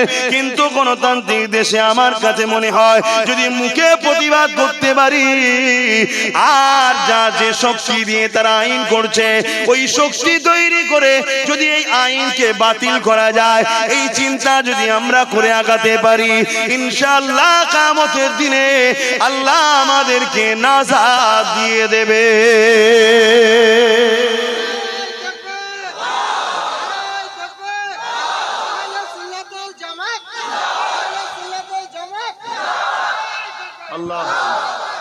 তাহলে কেন্দ্র সরকার যেটা করেছে, জুলুম না জুলুম নয়, অন্যায় না অন্যায় নয়? তো অন্যায় দেখলে, যেটা ইসলামের ক্ষতির অন্যায় হয়, সেই অন্যায় দেখলে কি করতে হবে? তিনটে। এই তিনটের মধ্যে কোনোটা না থাকে, তার মধ্যে ঈমান। জোরে বলুন। আচ্ছা, মসজিদ কমিটি, মাদ্রাসা কমিটি, কবরস্থান কমিটি, ধর্মীয় কমিটিতে অমুসলিমকে রাখা যায়, কিন্তু রাজ্য সরকার দুটো অমুসলিমকে ঢুকিয়েছে। শুনছেন না? শুনুন, ওয়াকফ কমিটিতে। এটা অন্যায় না অন্যায় না? যদি কোনো মুসলমান এর প্রতিবাদ হাত দিয়ে, মুখ দিয়ে বা অন্তর থেকে ঘৃণা না করে, তার মধ্যে ঈমান। একটু জোরে বললেন না কেন? জোরে বললেন না কেন? রাসূলুল্লাহর হাদিস শোনাচ্ছি, বাপের গল্প শোনাচ্ছি না। জয় আব্বাস সিদ্দিকীর বাপের কথা মানবো না, এরকম বলবেন নাকি? এটা আমার বাপের কথা। এক চুল পরিমাণ এই কথা শোনার পরে যদি একটু কেউ বলে কি করা যাবে, ও তো ঈমান প্রথমেই নেই, এটা বলার সাথে সাথে আবার কথা বুঝে আসছে না? না, তাহলে আজকে বলুন, আমরা মার খাচ্ছি কেন? কথা বলছো না তো? তাহলে আমরা ভুলে আছি না? না, তাহলে পরিবর্তন হতে হবে না? হবে না? আসুন, তওবা করুন, আল্লাহ পাকের কাছে কাঁদুন, তওবা করুন, ফিরে আসুন, আল্লাহ পাকের কাছে বলুন, আল্লাহ আমি জানতাম না, তাই অন্যায় করে ফেলেছি, আল্লাহ আজ জেনে গেছি, আর অন্যায় করব না, আল্লাহ আপনি ক্ষমা করে দিন। এ যুবকেরা, তরুণেরা, আমার আল্লাহ তো তিনি, যিনি পৃথিবীর রাজাকে খোরা মশা দিয়ে মেরে দিয়েছে। আমার আল্লাহ তো তিনি, যিনি আব্রাহার মতো বাদশাকে এমন করে আবাবিল পাখি পাঠিয়ে দিয়ে, ওই পাখির ডানাতে ছোট ছোট পাথরের কণা পাঠিয়ে আব্রাহা বাদশাকে ধ্বংস করে দিয়েছে। এ যুবকেরা, তরুণীরা, বাপেরা, এমন করে ফেরাউনকে আমার আল্লাহ নীল নদে ডুবিয়ে ডুবিয়ে মেরেছে। সেই আল্লাহর উপরে ভরসা রাখুন। অন্যায় সে ছোট আর বড়, অন্যায়ের বিরোধী থাকো, ন্যায়ের পক্ষে থাকো, আল্লাহ পাক খুশি হয়ে যাবে। এবারে কারো যদি মনে হয় ও ভাইজান ও বাবাজি অন্যায়ের বিরোধী করতে গেলে জেল খাটতে হবে, অন্যায়ের বিরোধী করতে গেলে মার খেতে হবে, অন্যায়ের বিরোধী করতে গেলে কেস খেতে হবে, অন্যায়ের বিরোধী করতে গেলে কাজ কাম বন্ধ হয়ে যাবে, অন্যায়ের বিরোধী করতে গেলে ঘর বাড়ি ভেঙে দেবে, মনে রেখে দাও তুমি আল্লাহকে যে ভালোবাসো বলো, আল্লাহর প্রেমে যদি ইব্রাহিম নবী এক নয় হাজার বারা গুণে পড়তে রাজি থাকে, আল্লাহর প্রেমে যদি সাহাবা হুজুররা নিজেদের জানমাল কুরবান করতে চায়, আল্লাহর প্রেমে যদি হযরত ইমামে হোসেন পুরো পরিবারকে কারবালায় শহীদ করাতে পারে, আল্লাহর প্রেমে যদি মুজাহিদ আল পেসানি জালিম অত্যাচারী আকবরের বিরুদ্ধে কথা বলার জন্য যদি জেলে যেতে পারে, এই যুবকেরা যুগে যুগে জালিমরা ইমামদের উপরে জুলুম করেছে, ইমামে আজমকে সেই সময় জালিম জেলে দিয়েছিল, ইমামে মালিককে সেই সময় জালিম জেলে দিয়েছিল, ইমাম বুখারীকে সেই সময় জালিম শাসক বুখারা থেকে তাড়িয়ে দিয়েছিল, জুলুম করেছিল। এই যুবকেরা তরুণেরা বাপেরা, তাহলে তুমি আমি কে? তোমার আমার না নামাজের মতো নামাজ আছে, না রোজার মতো রোজা আছে, না হজের মতো হজ আছে, না দানের মতো দান আছে। ইমামে হোসেন তো এত বড় মহান মানুষ, দুনিয়াতে জান্নাতের সার্টিফিকেট পেয়ে গেছে, তথাপি আল্লাহ বলেছেন অন্যায়ের বিরোধী করো, ন্যায়ের পক্ষে থাকো। আল্লাহর খুশির জন্য পুরো পরিবারের ৭২ জনকে শহীদ করে দিয়ে হুজুর নিজেও কুরবান হয়ে গিয়েছে। আরো জোরে বলুন সুবহান।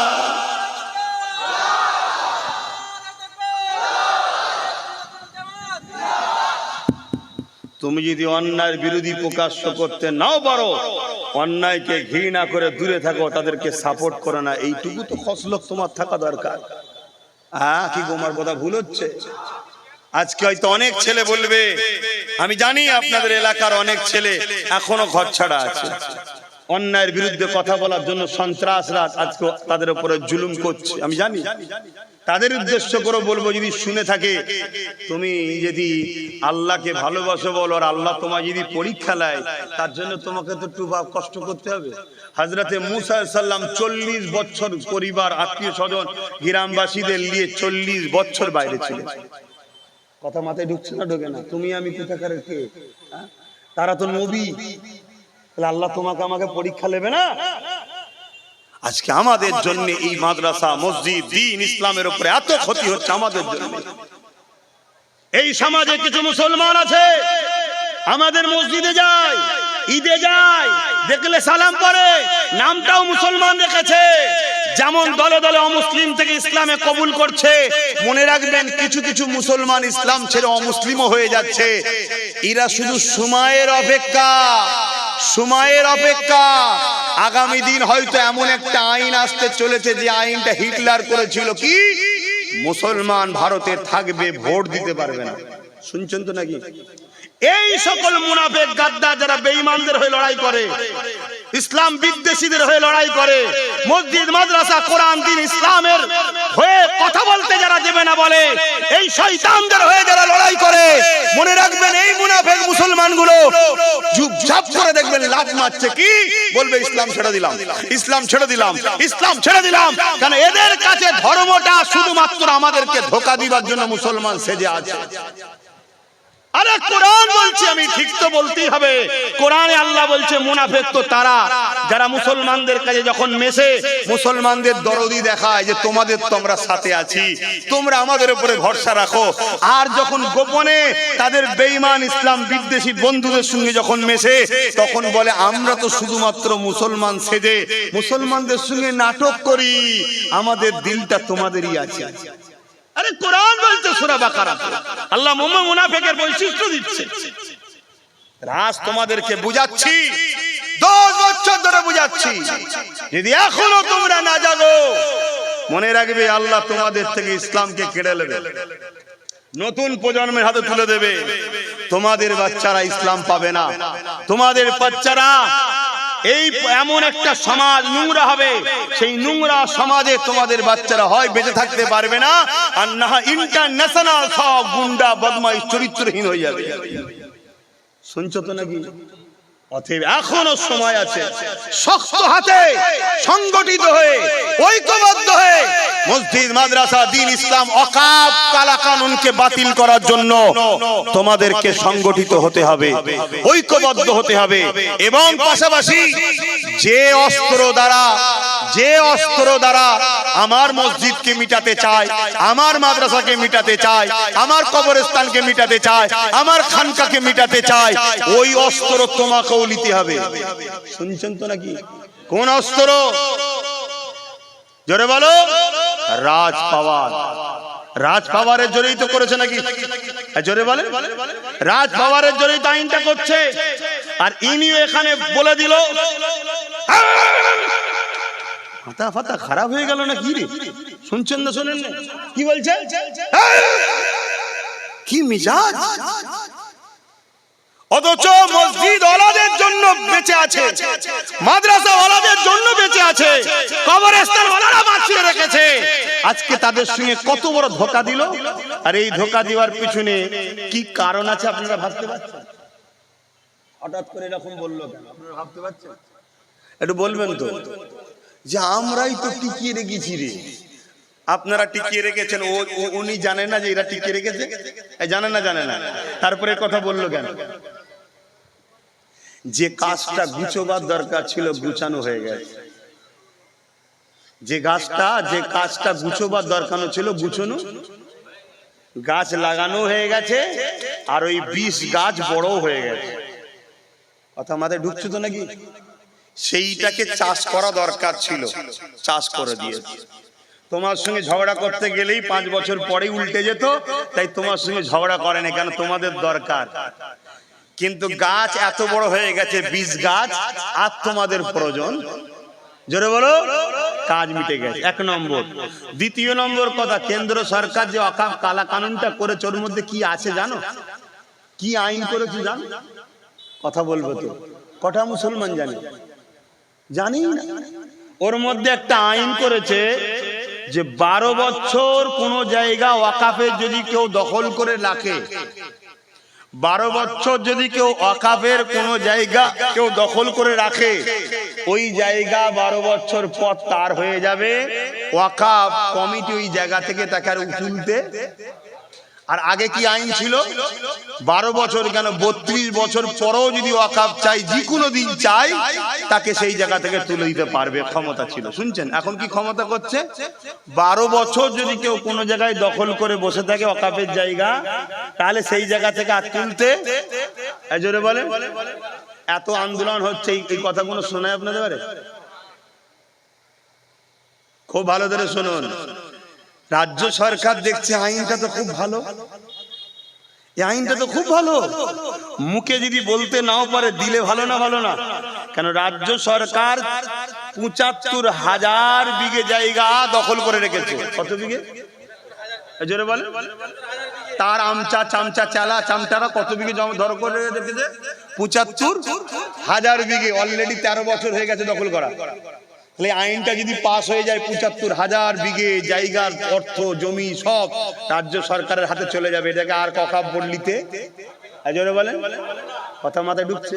এই যে আপনাদের পাশে একজন আল্লাহর ওলি আছে, পীর আব্বাস আলী গোরাচাঁদ রহমাতুল্লাহ আলাইহি হারওয়াই। ওনার 900 বিঘে জায়গা, তার মধ্যে রাজ্য সরকার তার আমলা চামলা ঝেড়ে খাচ্ছে 897 বিঘে। মাত্র 3 বিঘে হুজুরের মাজারটুকু আছে। ওই 3 বিঘেও হয়তো কোনদিন তুলে মাজার টাজার হয়তো ভেঙে ফেলতে পারে। শুনছেন না শোনেন? তাহলে এই আইনটা হলে এদের লাভ না লস? এজন্য বলছে এখানে হতে দেওয়া। আরে কথা বলছেন না কেন? হতে দেওয়া যাবে না। এত বড় একটা কথা বললো, খারাপ নেবেন না। মসজিদে ইমাম সাহেবরা বলে, এই বিষয়ে আলোচনা করে। তাহলে বলুন, আল্লাহ নবী যে বললেন মসজিদ ভর্তি নামাজি থাকবে, একটা ইমানদার থাকবে না, কেন বলেছে বুঝতে পারছেন তো? আমার কথা কি কষ্ট হচ্ছে? কষ্ট হলে দাওয়াত দিবিনি ভাই, আসবো না। কিন্তু আসলে আল্লাহ রসুলের পক্ষে কথা বলবো। বাকি কার গর্দান উড়ে যাচ্ছে আমি দেখবো না। তাতে যদি আমার বাড়িরও কেউ ধরা পড়ে, আমার কিচ্ছু যায় আসে না। কেন? আমার বাপও আগে নয়, আমার মাও আগে না, আমার কাছে আগে আল্লাহ রসুল। শুনছেন তো নাকি? এটাই ইসলাম, এটাই তোমার বাপ মা শিখিয়েছে, এটাই তোমার বাপ মা শিখিয়েছে। তাহলে আর একটু আগিয়ে যাই নাকি? একটু বলবো এই ওয়াকাফে আর কি কি আইন করেছে একটু বলবো। এই আইনের মধ্যে একটা আইন করছে যে দুটো কি বলে অমুসলিমকে এই বোর্ডে ঢুকাতে হবে কমিটির মধ্যে। অলরেডি 2024-এ রাজ্য সরকার অমুসলিম ঢুকিয়ে দিয়েছে, ও এখনো ঢুকায়নি, ঢুকাবে বলছে। শুনছেন তো নাকি? আল্লাহ নবী তাই বললো, প্রকাশ্য দুশ্মনের থেকেও মুনাফেক দুশ্মন, বন্ধু সুলভ মুনাফেক বেশি ক্ষতিকারক। এ অলরেডি ঢুকিয়ে বসে আছে। আর একটা কথা শোনেন, আমার ভয় হচ্ছে, আমার মনে হচ্ছে কি এই যে এত রাগের সঙ্গে বাংলায় আন্দোলন করা যাবে না, করলে আমি সব থেকে বেশি দুশ্মন হব, কি গুলোগুলি করা যাবে না নাকি? আজিবাসী ভাষা তো কোন ইউনিভার্সিটি থেকে পড়েছে আল্লাহ ভালো জানে, কথা বুঝে আসছে। তবে চিটিংবাজির দিকে কিন্তু 1 নম্বর, এটা মনে রাখবেন। এত টুপি পড়াতে পারে বলার মতো নয়। বড় বড় আচ্ছা আচ্ছা হুজুরদের ঘরও টুপি পরিয়ে দিয়েছে, শুনছেন? বড় বড় আচ্ছা আচ্ছা হুজুরদের ঘরও টুপি পরিয়ে দিয়েছে। টুপি পড়ানোতে মাস্টার। আমি সেই দিন বুঝেছিলাম যেদিন ঘুমটা টুমটা দিয়ে মশাল্লা বারাকাল্লাহ লা ইলাহা ইল্লাল্লাহ মুহাম্মদ রাসূল, ওরে সর্বনাশ, এ তো বিরাট বড় খেলাড়ি। কিন্তু জাত বুঝবে না। আর ঠিক তাই হলো, এ জাত কত গাল দিয়েছে আমাকে, দিয়েছে না তাই না?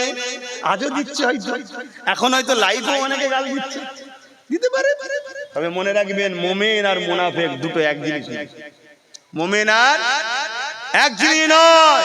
আমি মসজিদ মাদ্রাসা কবরস্থানের জন্য কথা বলছি, আর কেউ বলছে মসজিদ মাদ্রাসা কবরস্থানের পক্ষে থাকা যাবে না, সেটা বলছে। আন্দোলন করা যাবে না মানে কি? থাকা যাবে না, কথা বলা যাবে না। মসজিদ যাচ্ছে যাক, এখানে কোনো কথা হবে না। মাদ্রাসা যাচ্ছে যাক, এখানে কোনো কথা হবে না। এটাই তো নাকি? একটু হ্যাঁ কি না বলবেন তো? এটা মাথায় ঢুকান। আমার মনে হচ্ছে ওপর থেকে চাপ দিয়েছে, যদি বাংলায় আন্দোলন হয় সিবিআই পাঠিয়ে ভাইপোকে তুলে আনবো, আতে আন্দোলন বন্ধ কর। অতএব মসজিদ মাদ্রাসা কবরস্থান খানকা মুসলমানের কবর হয়ে যায়, মরে যাক, পুড়িয়ে দিক, মুসলমানের মায়েদেরকে পুড়িয়ে দিক, যা হবে যাক, আমার ভাইপো যেন বেঁচে থাকে। অতএব বাংলায় আন্দোলন হতে। অতএব এবারে তোমরা কি করবে দেখো, আমার ডিউটি তোমাদের কাছে বলে দিবা।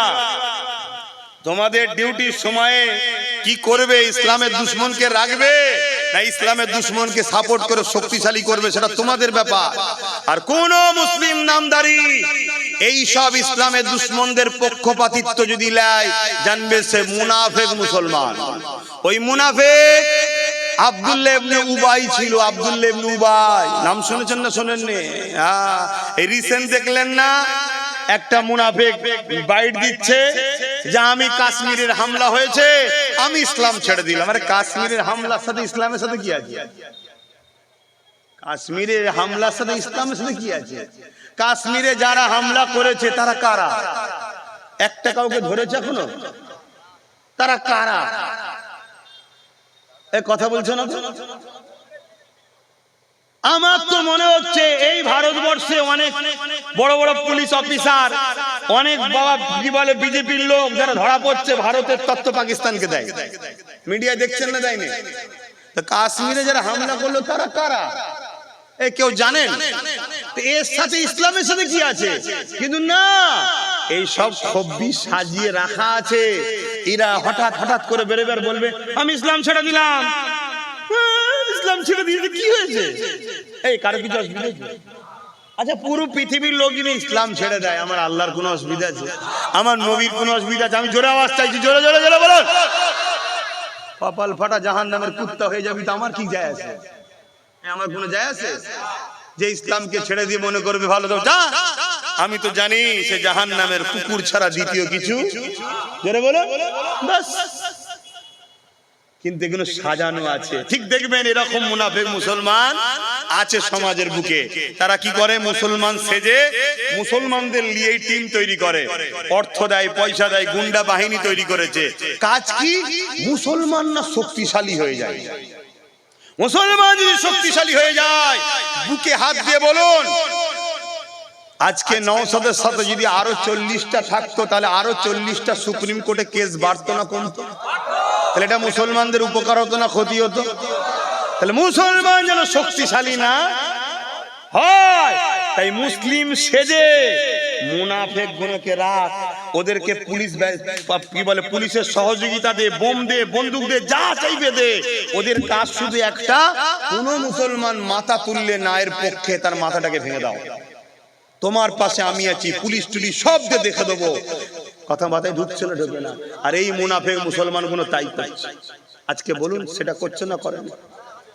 তাহলে এই জায়গায় দাঁড়িয়ে থেকে তোমাকে এখনো কি হবে ভাবলে হবে?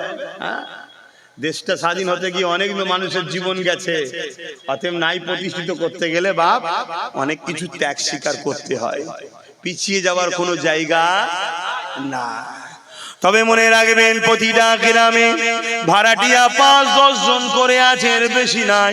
যদি গ্রামবাসী ঐক্য হয়ে এই 5-10 জনকে বুঝে নিতে পারে, তাহলেই কিন্তু জালিমরা শায়েস্তা হয়ে যাবে। এ যুবকেরা, তরুণেরা, বাপেরা, কেননা এখানে ইমানের লড়াই এসে গেছে, মসজিদের অস্তিত্ব বাঁচাবার লড়াই এসে গেছে। কবরের স্থানে তোমার আমার মা বোনকে কবর দিতে পারবো কিনা, আর তোমার আমার বাপ দাদুর কবরের উপরে মদের দোকান, সিনেমা হল, যাত্রা, ফাংশন হবে কিনা, এই লড়াইয়ের এখন ব্যাপার চলে এসেছে। এখানে যদি তুমি জানের মায়া করো, তাহলে তোমাকে জাহান্নামে যেতে হবে। কেননা আল্লাহ পাক বলেছে, দুনিয়ার মানুষেরা তোরা জান মালের বিনিময়ে আমার জান্নাতকে কিনেলে। এই জায়গায় তোমাকে লড়াই করতে হবে, হকের পক্ষে দাঁড়িয়ে, ন্যায়ের পক্ষে দাঁড়িয়ে, ইনসাফের পক্ষে দাঁড়িয়ে। যে পাওয়ারে তারা আমার দিনকে মিটাতে চাইছে, যে পাওয়ারে পুলিশ পাঠিয়ে নিরীহ মানুষকে মিথ্যা কেস দিচ্ছে, ঘরের ওপরে জুলুম করে নিরীহ মানুষকে তুলে নিচ্ছে, ওই পাওয়ার তোমাকে আমাকে তৈরি করে হক প্রতিষ্ঠিত করতে হবে। গরিবের হয়ে কথা বলতে হবে। আল্লাহ সৃষ্টি, সে যে কোন ধর্মের গরিব হোক না কেন, তার অধিকারকে ফিরিয়ে দিতে হবে। মনে রাখবেন, যদি এই কাজ না করার নিয়ম থাকতো, তাহলে কেন নবী আমার মক্কা থেকে গিয়ে মদিনার জমিনে গিয়ে নবী আমার মদিনার রাষ্ট্রপ্রধান হলেন? মদিনার রাষ্ট্রপ্রধান হয়ে নবী আমার 10 বছর ধরে মদিনাকে পরিচালনা করেছিলেন। রাষ্ট্রের প্রধান হয়ে মদিনাকে পরিচালনা করলে কিভাবে নিরাপত্তায় রাখতে হয়, কিভাবে জুলুমকে খতম করতে হয়, কিভাবে সমাজের বুকে শান্তি আনতে হয়, আল্লাহ নবী ওই মদিনা যেখানে পৃথিবীর সব থেকে পিছিয়ে ছিল, আল্লাহ নবী তাদেরকে বিজনেস পলিসি শিখিয়ে, সব কিছু শিখিয়ে পৃথিবীর শ্রেষ্ঠ জায়গা আল্লাহ নবী মদিনাকে বানিয়ে দিলে।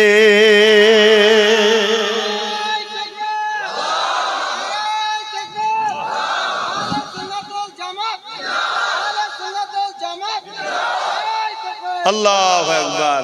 বাপজান আমার, আগামী দিন আমাদেরকে মুনাফেক চিনতে হবে, তাই তো নাকি?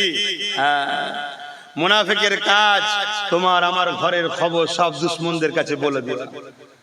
মুনাফেক চিনা বড় মুশকিল বাপ, কারণ মুনাফেক হুজুর সেজে আসে, মুনাফেক মাওলানা মুফতি সেজে আসে, মুনাফেক ইমাম সেজে আসে, এসে তোমাকে আমাকে নামাজের কথা, রোজার কথা, দাড়ির কথা, টুপির কথা সব বলবে।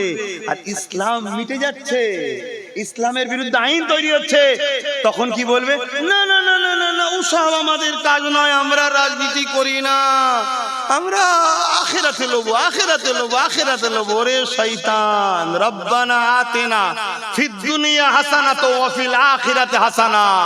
আল্লাহ বলছে দুনিয়ার ভালাই আগে চা, দুনিয়ায় ভালাই পা, তবে আখিরাতে হাসানা, ওখানে তারপরে পাবি। জোরে বলুন সুবহানাল্লাহ। ওকিনা আযাবান নার, জাহান্নামের আযাব থেকেও নাজাত চা। শুনছেন না? শুনুন।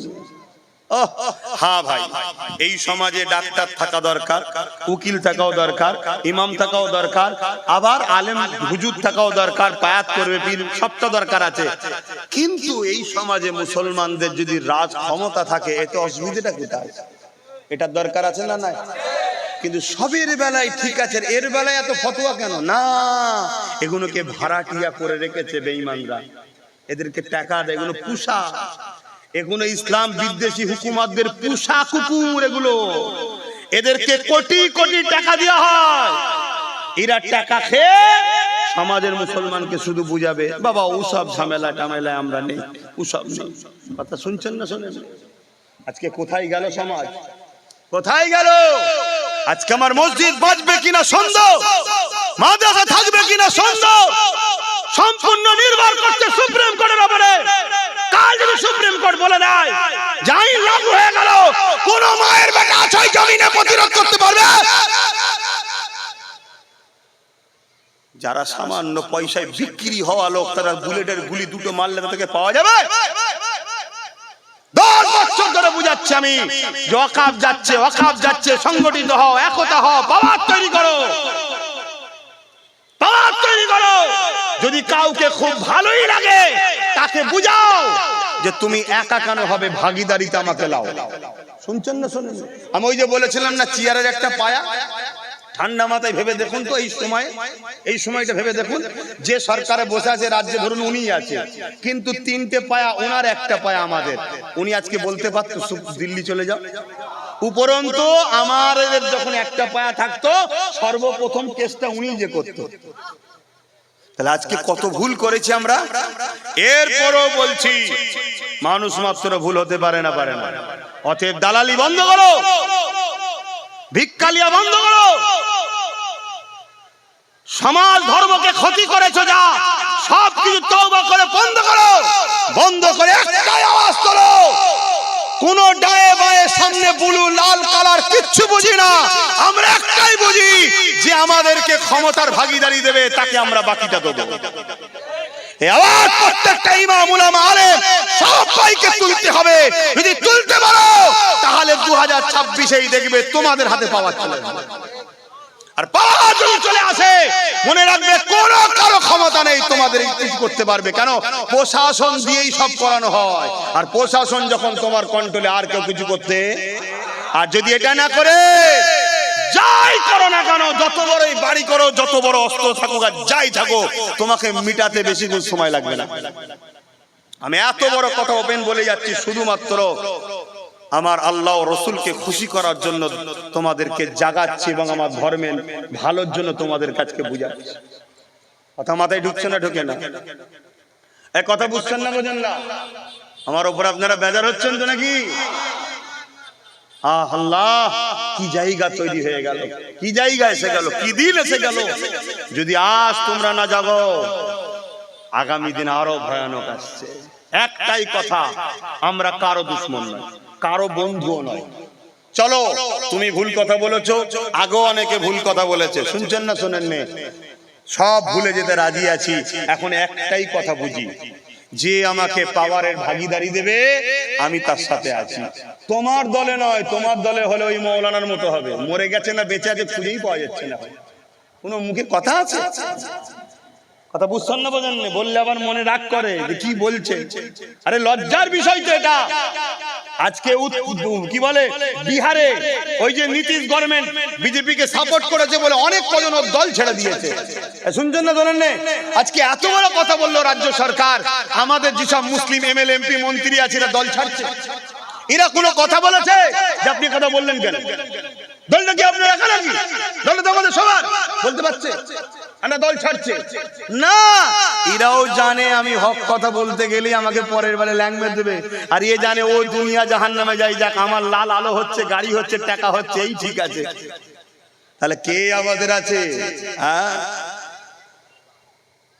আল্লাহ তো বেশাক আছে, কিন্তু আল্লাহ বলেছে তোমাকে সৎ বুদ্ধি দিয়েছে, তুমি বিবেচনা করবে না? লড়াইয়ের ময়দানে নেবে, লোকের সামনে খালি হাতে দাঁড়িয়ে বলবে আল্লাহ আছে। আল্লাহ কি বলেছে? লড়াইয়ের ময়দানে প্রস্তুত হয়ে যেতে বলেছে, তাই তো নাকি? আল্লাহ তো আছে, কিন্তু প্রস্তুত হতে হবে না। আমি আর কথা বলবো না, বেকার বললে আরো অনেক কথা বলে ফেলবো, মনের মধ্যে অনেক রাগ ভাগ, অনেক ক্ষোভ মনের মধ্যে।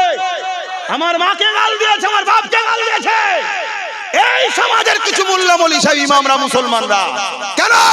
আমি বলেছিলাম মসজিদ মাদ্রাসা দ্বীন ইসলাম মুসলিম গরিবের স্বার্থে ওয়াকফ, মুসলিম জাতির স্বার্থে ওয়াকফকে বাঁচাতে হবে।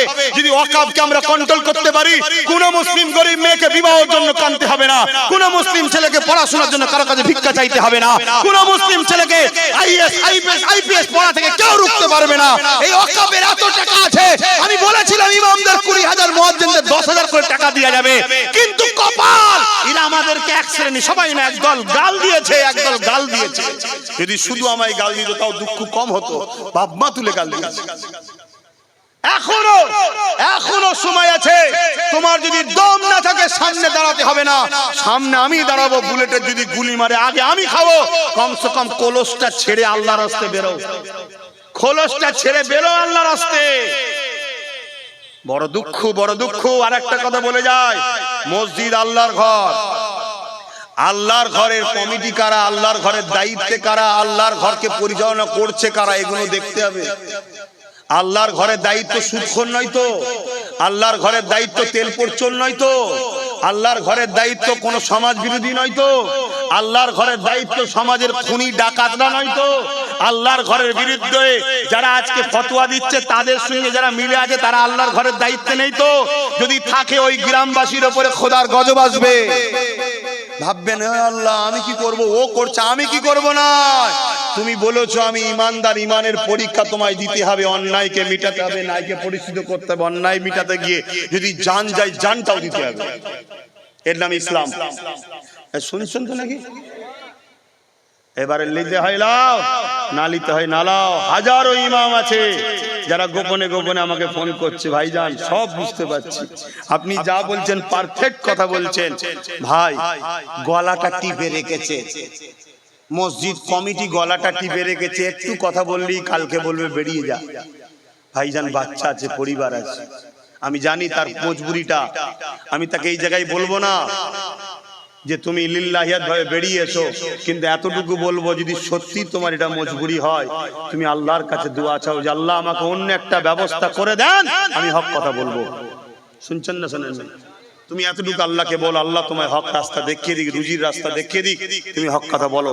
দ্বিতীয় নম্বর কথা, এরপরও যদি আল্লাহ আরো পরীক্ষা লাই, কমসে কম গলা টিপে রেখেছে মসজিদের মধ্যে, বাইরে বেরিয়ে চুপি চুপি চুপি চুপি যুবক সমাজকে বুঝাও, চুপি চুপি বুঝাও, এ যুবকরা এই জালিমদের সাথে থাকিস না, এরা ধ্বংস করে ফেলবে।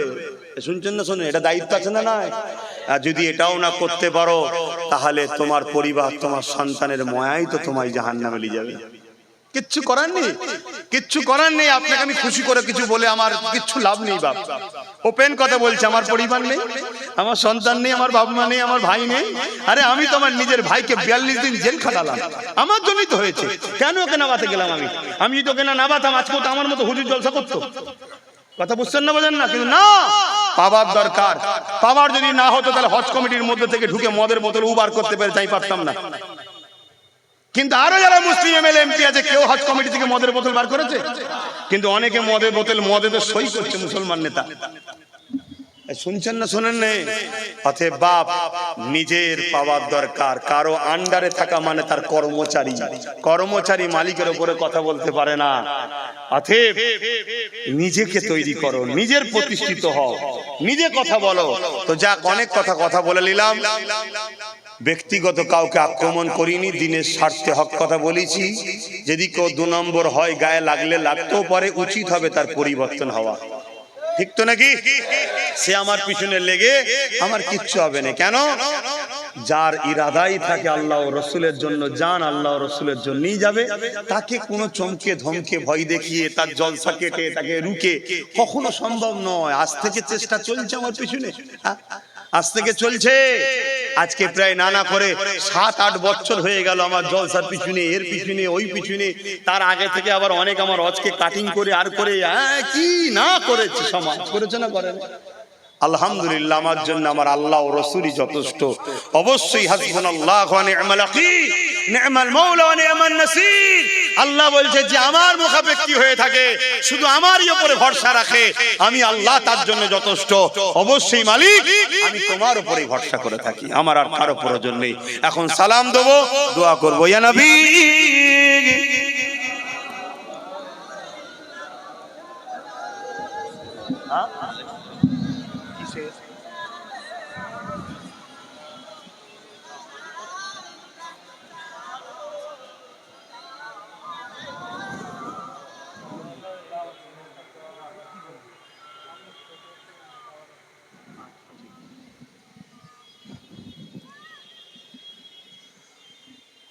আল্লাহ, এই গরম সহ্য করা যায়নি, এখনো শুধরে যাও। আল্লাহ আপনি আমাকে হিদায়েত করেন, বলুন আমিন। ময়দানে মাহশর কত কঠিন হবে বুঝতে পারছেন তো? আমরা দাঁড়িয়েছি কেন? হুজুরকে সালাম দেবো আদবের সাথে, তাই তো নাকি? এই দাঁড়ানোর বিরুদ্ধেও লোক আছে না নাই? যারা দাঁড়ার বিরোধী করে তারা হলো মুনাফিক মুসলমান, শুনছেন তো নাকি? কিন্তু কেউ যদি বসে সালাম দেয় তাকে আমি মুনাফিক বলতে পারি না, সেটা তার রুচির ব্যাপার। কিন্তু আমি দাঁড়াবো, কেউ যদি বিরোধী করে তাহলে সে মুনাফিক, সে আমাদের নবীকে আদব করা থেকে সরাতে চাইছে। কথা মাথায় ঢুকছে? আজকে বড় কঠিন ব্যাপার, আমাদের ঈমানকে দুর্বল করে দেওয়া হয়েছে। আমার নবীর শানে কত বড় বড় কথা, মুস্তাকিমূলক কথা আমরা মুসলমান মেনে নিচ্ছি। আল্লাহ আল্লাহ আল্লাহ আপনি আমাদেরকে হিদায়েত করেন, আল্লাহ হিদায়েত করেন, বলুন আমিন। আসেন সকলে সালাম দিই, আল্লাহকে দেখিয়ে নবীর ভালোবাসায় সালাত ও সালাম পাঠ করবেন জবান খুলে। ইয়া নবী সালাম, ইয়া রাসূল, ইয়া হাবিব সালাম।